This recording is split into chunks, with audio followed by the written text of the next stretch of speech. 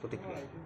দেখুন, এটাই গণতন্ত্রের ফ্লেভার বা গণতন্ত্রের সিস্টেম, যে মন্ত্রীরা থাকবে, বিধায়করা থাকবে, তাদের আন্ডারে প্রশাসন চলবে মুখ্যমন্ত্রীর নেতৃত্বে। এবং মাননীয় অনিমেষ দেববর্মাও আজকে ওনার জীবনের প্রথমবার রাজ্যে মন্ত্রিপরিষদের সদস্য হিসাবে শপথ গ্রহণ করেছেন। তো সরকারের তরফ থেকে একজন মন্ত্রী হিসাবে আরেকজন মন্ত্রীকে আমি সেখানে সাধুবাদ জানাই, ওনাকে ওয়েলকাম জানাই সরকারের তরফ থেকে। এবং আমি বলবো যে বিশিষ্ট রাজনীতিবিদ এবং ত্রিপুরা রাজ্যের পরিচিত রাজনৈতিক মুখ অনিমেষ বাবু দীর্ঘদিন ধরে রাজনীতির সঙ্গে যুক্ত রয়েছেন এবং ইট ওয়াজ এক্সপেক্টেড যে he will be inducted in the cabinet.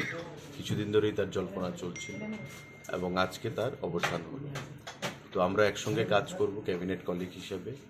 এবং আমাদের প্রধানমন্ত্রীর যেটা স্বপ্ন মোদিজির, যে সবকা সাথ সবকা বিকাশ, সবকা বিশ্বাস সবকা প্রয়াস, প্রত্যেককে সঙ্গে নিয়ে রাজ্যের জাতি জনজাতি প্রতিটা অংশের মানুষ উন্নয়নই হচ্ছে একমাত্র লক্ষ্য।